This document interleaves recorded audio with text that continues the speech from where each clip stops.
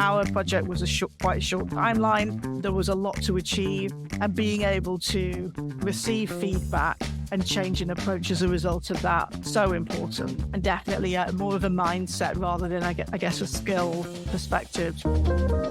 Hello and welcome to Masters of Comms, the podcast for transformative communication techniques straight from the pros. In today's episode, we delve into how the power of effective communication can significantly influence the success of new initiatives within global organizations, especially in an era where change is constant.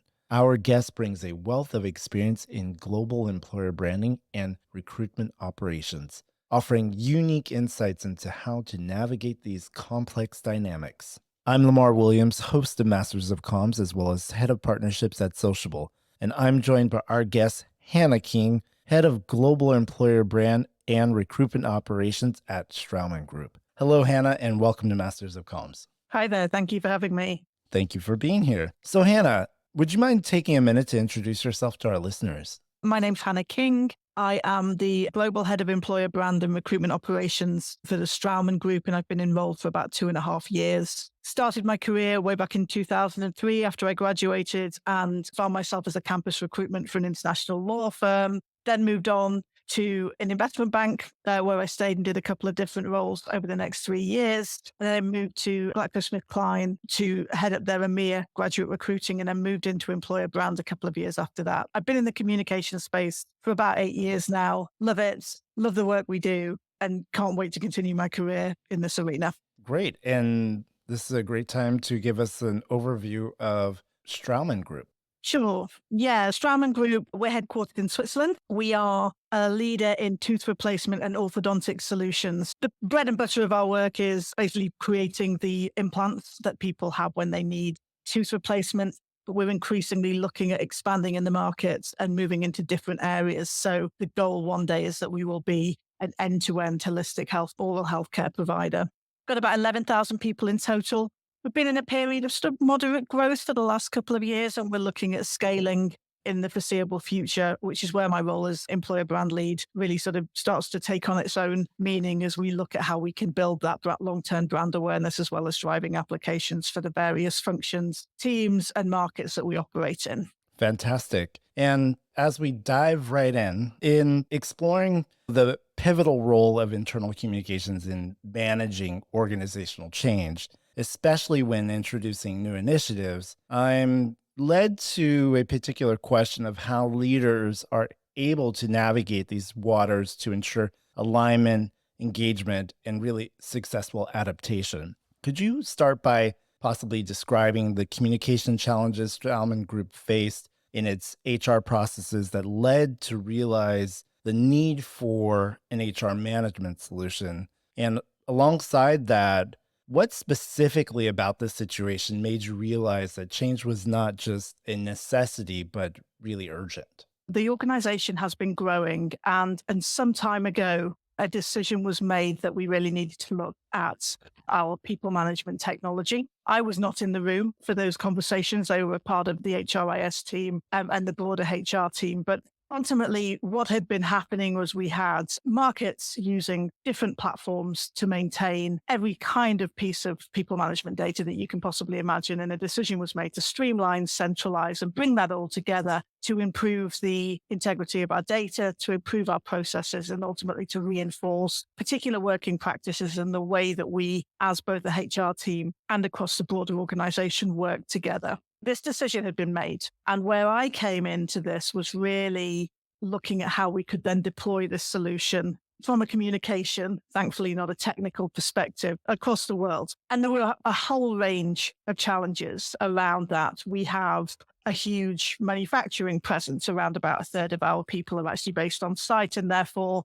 aren't people who sit at their laptops all day or don't have regular access to things like the intranet or your kind of typical channels of communication. Another third of our people are on the road all the time. They're sales reps. So we have this quite complex and diverse sort of functional structure of the organization that we needed to really influence and get on board. Within those demographics or populations, we then have the sort of challenge around shifting mindsets to get people to become more involved in a self-service kind of model of people management, taking accountability for their own data, leaders needing to take accountability for the data of their teams, and a shift in terms of the role of the HR professional in the organization, moving to be more of a kind of empowering and coach position as opposed to a doer or more of a sort of administrative position. So it was really a jumble, for want of a better word, of, I guess, complexity of channels to consume the communication, as well as differing roles that the end goal was to fulfill. Then when you layer on top of that pretty short timelines and differing levels of spoken and reading English, and the need to do a lot of translation, there was definitely some quite tactical challenges as well around the planning, the scheduling, and how we could deploy that on a local level in markets. Yeah, I could see where change was really imperative. What were some of the main challenges that you anticipated in implementing this new initiative across your global teams? And how did you go about setting clear objectives to address the challenges through effective communication? The first and probably the biggest challenge was really technological change is scary if you're not a tech person. And the majority of our people aren't tech people. So that was kind of the biggest challenge to overcome. And really thinking about how we could present this as a win for both the organization and the individual was key, as well as making it as idiot proof as possible in terms of informing people about the change in the processes and the actual activation that they were going to have to own themselves. That really was huge for us. The scale of the project was huge. If we think about lots of piecemeal pieces of tech and systems that are being used, people who are very familiar using their own localized processes, trying to then streamline into a one way of working for the entire organization. There was nervousness behind that, which is absolutely to be expected. And we've been talking about it for some time. And then I think we got to a point where the project really needed some definitive direction, which is where I came in. And sort of juggling that nervousness with the need to take action was also something that really did need quite a lot of consideration. On an operational level, there was a task force of 4 people. There was a guy who was sort of running the actual project management of the whole project. We had someone to support with things like SharePoint and training videos, and then we had someone to support at the administrative level, and myself on top of that. This wasn't our full-time day job for any of us, trying to kind of juggle the scale and the amount of work that needed to go into this alongside a group of incredibly stretched, amazing technical experts who were responsible for the actual deployment of the project was also another challenge to kind of pull into the mix. So as I say, it was huge. It was complex, and we were dealing with an audience that really, really needed some deliberate and considered coaching throughout the process to really bring them on board and take them along the journey with us.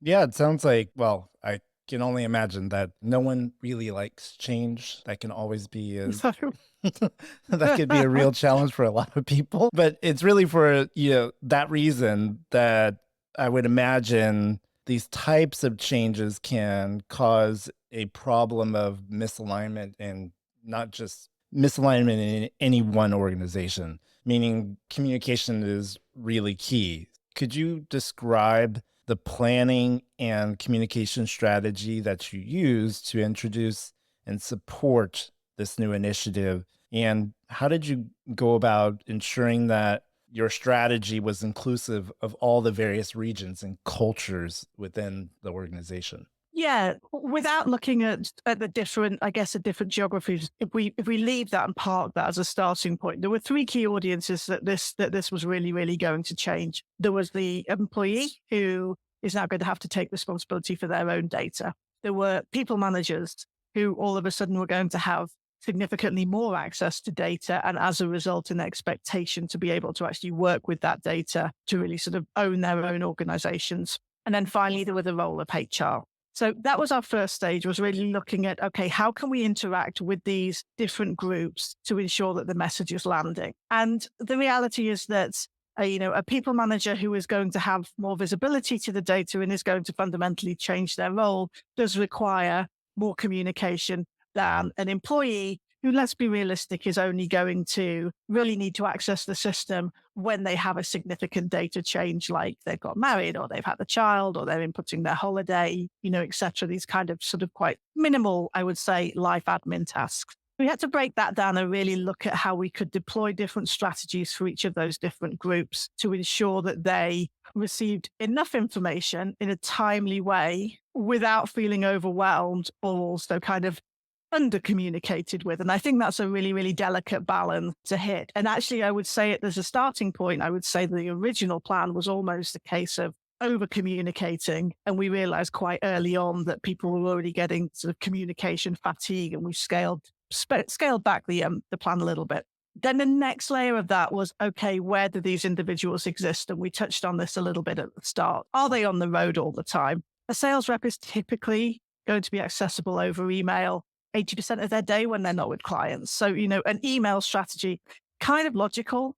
It's not particularly exciting. It doesn't, from a creativity perspective, you don't go, yeah, I can't wait to structure these emails. But that is the way you're going to get your message across. Whereas when we start thinking about the employees that are on a manufacturing plant, again, who aren't necessarily in front of a desktop or a phone all day, okay, what are the opportunities within that arena that we can really make an impact? So is that, making use of the existing communication channels like digital screens, intranet, kiosks that hold information? What we learned quite quickly was that there needed to be a flip to a more hands-on, people-led approach, which resulted in us ultimately skilling up sort of team leads as to what was happening so they could communicate through, say, lunch and learns or at the start of huddles. And we actually found that vocal communication worked a lot better. And then you've got finally the people leader group who are very, very closely connected to their HRBPs. And what we found with that was, okay, they needed more of a multi-channel approach. So we would do things like introduce the project as part of global town halls so that they could hear the message of the change coming from the CEO and his lead team. So we were kind of pushing the message down to an extent. And then to accompany that, we would have the HRBPs doing some quite intense coaching on, look, this is the way this is going to be changing. This is what this looks like in practice. These are the benefits for you. So it really was it felt quite consultative for that group. And definitely they were the most high touch audience that we needed to interact with and we really needed to influence, because if they hadn't got involved, the end result, which was for us to all be under this one mainframe with this newly defined roles and responsibilities, it just would have fallen flat. I see where that works. What percentage would you base on more physical interaction or that physical presence compared to the digital? I would absolutely say that the entirety of that leadership space, which is, let's say, 15% of the organization, definitely required the in-person. I'd say on the HR side, probably about 50% of the HR population or the communication that was going out to HR was driven in person.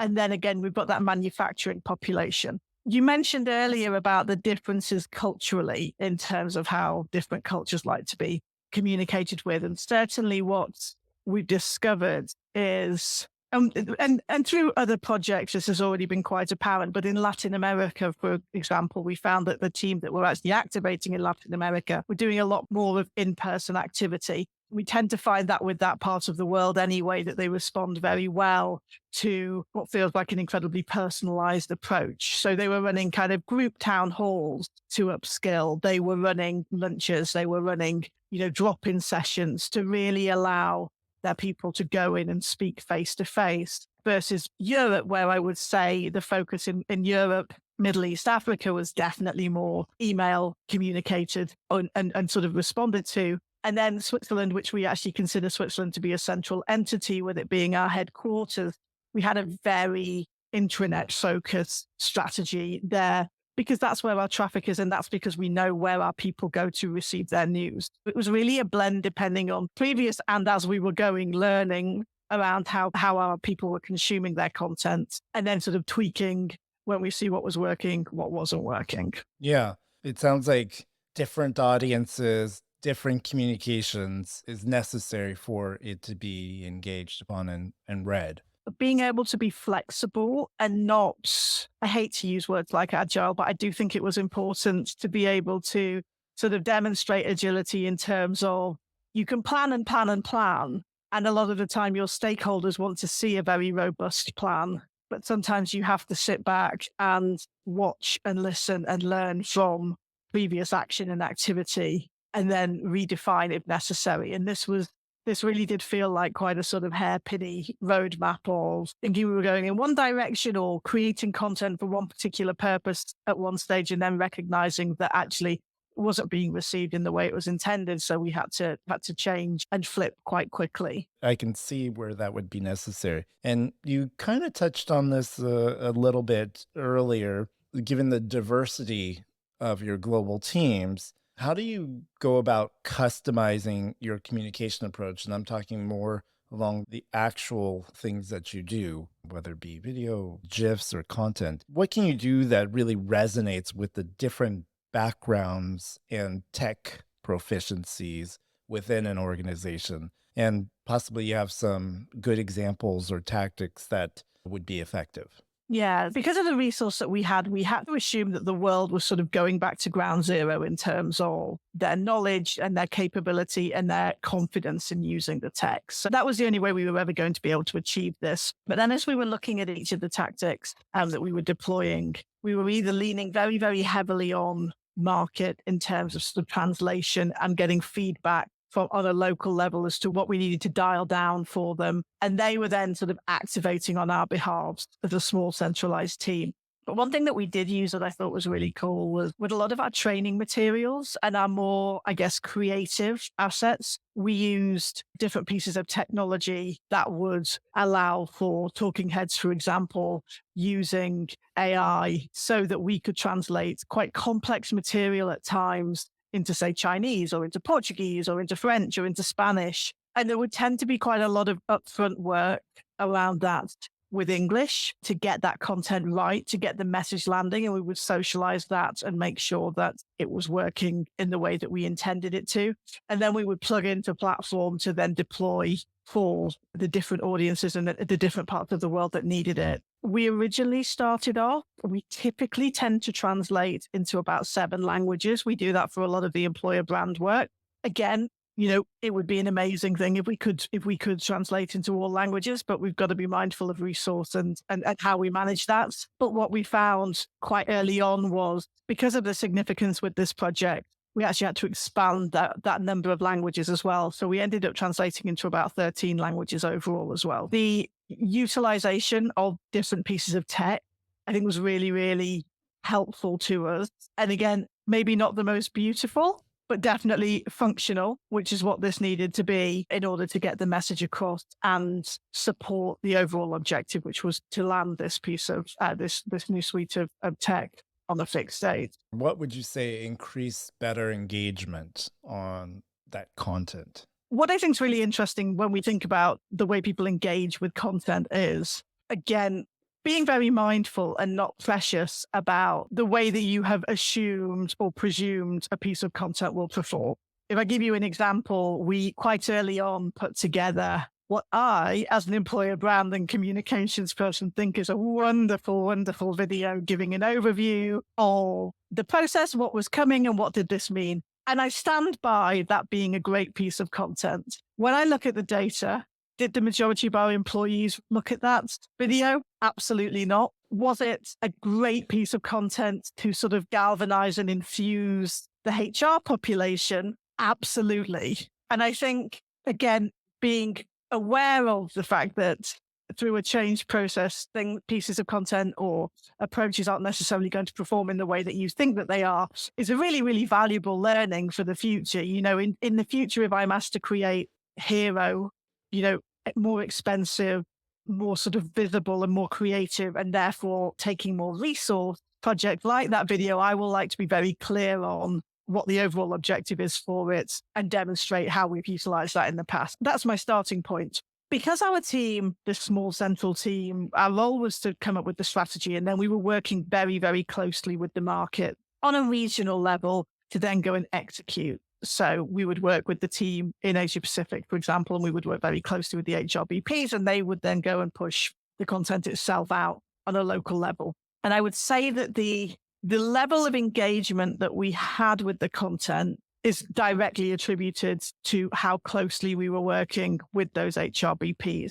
And I just want to be quite clear that our HRBPs did an amazing job on this project. But what we certainly saw was that the more engaged our team allowed ourselves to be, the better and better the process worked. We became more familiar with what the challenges were, so we could support better. The HRBPs felt that they could feed back to us in a better way, and therefore the tailored output that we were providing them with was more suitable to their organizations. And that would, again, it would help us to understand where that manufacturing community were, or where that commercial community were, or where there was just a brand or an entity that just had somehow missed what was happening and needed further upskilling, needed more support. And we almost had to sort of take a step back and bring them back in. For this project in particular, us really activating as a centralized team and then working so closely with the regions was really, really important. And the more those relationships were established, the greater the impact of the work that we were creating. As you can imagine, many of our listeners would like to understand how you measure the effectiveness of your initiative. Could you share what objectives you established to communicate and educate your workforce? Yeah, this one is a slightly tricky question because the reality that we were facing was on a particular date in November last year, the system was going live. So, and it had to. So I had metrics in terms of the usual open rates, view rates, anecdotally, what was being fed back, the level of noise that was coming from those different populations we've discussed in terms of uncertainty, unhappiness, etc. And the reality was actually the mark of success for us was going to be how much noise were the HRBPs hearing for that first couple of months after the systems went live. It's not as structured or data driven as a typical, I guess, comms plan or a lot of the work that I do in employer branding, which is data fed. This is almost felt very sort of qualitative comparatively. And it was, how well have the business received this? What feedback are we receiving from senior leaders? How many times is the HRBP being asked to show someone how to add their wedding date into the system, etc.? Unfortunately, not the most data-driven answer in the world, but it was definitely a case of have we done everything that we have promised we have? Is the sentiment that we're getting back that the job has been done well? And then it's more of a long-term, what else do we need to do? And we revisit it on every couple of months to see, is any more needed and how else can we support? On this qualitative approach, what types of solutions are you using to get that information? Yeah, so that's coming directly from the HRBPs and from the HR community. So as we mentioned before, because we've deployed the execution out into the local markets, they are the individuals that are receiving the feedback. They will be receiving it on a day-to-day basis, particularly those in the smaller markets where there is still a culture of go and speak to HR about this. In particular, when I think about senior leaders, they will be working on a day-to-day basis with their HRBPs anyway. And that's how the feedback loop will be going ahead. In terms of our employees, we do have an email, an inbox for queries. My understanding is that the queries that we're getting in about very basic tasks are minimal. And actually, that team tends to be fueling more of our ongoing systems niggles rather than any kind of how do I do this types of queries.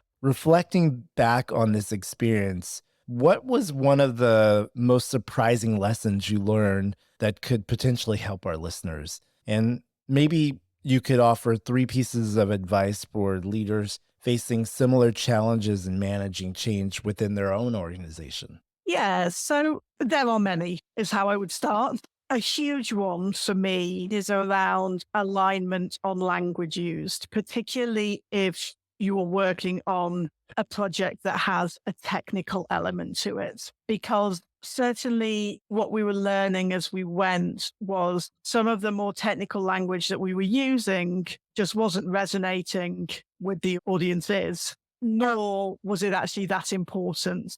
Besides the actual name of the platform, I don't think it was particularly of interest or necessary for those different target groups to understand much more than that's the first. And getting the alignment on that up front is really, really key. Again, it might shift. That's the nature of the game, but being quite clear on very specific terminology so that you can have consistency without overwhelming people is really important. Piece I would say is definitely think about a need to know approach rather than interesting to know. Again, as a communicator, we tend to veer towards a very storytelling approach, which is great if you're in an organization that consumes content in quite a thorough and slow and methodical way.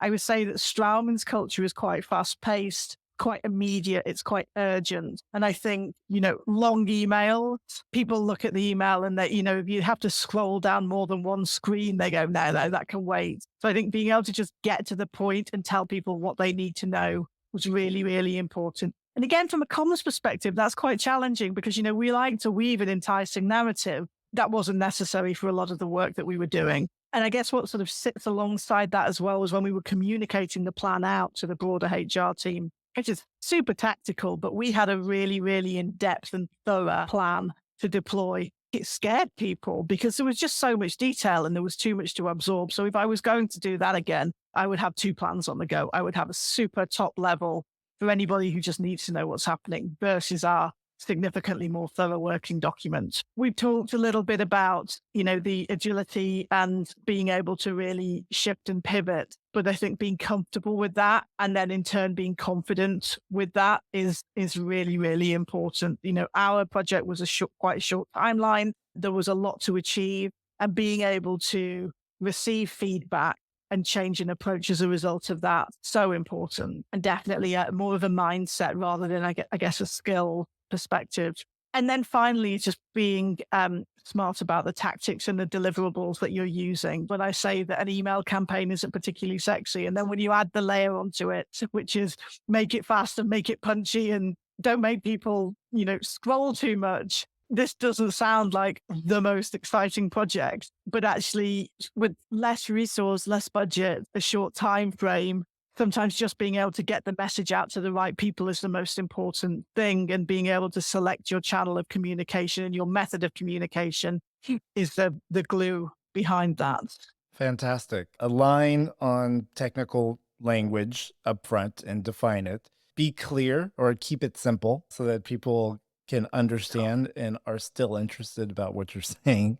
Be able to pivot and be smart about your tactics. Absolutely. All very helpful and great information. Hannah, I would like to ask you one final question that I enjoy asking all of our guest experts at Masters of Comms. Would you mind sharing with us the title of a book or film that had a significant impact on you recently and why?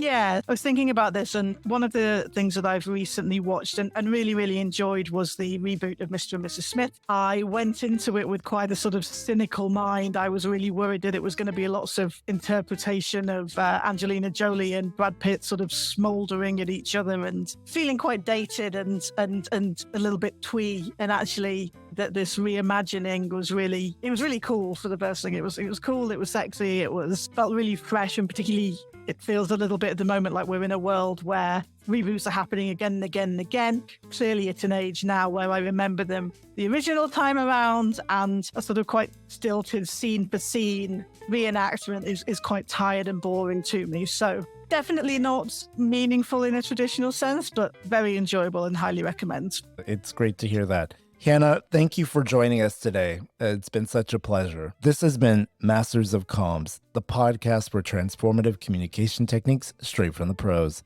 Find us here for the next episode. See you soon.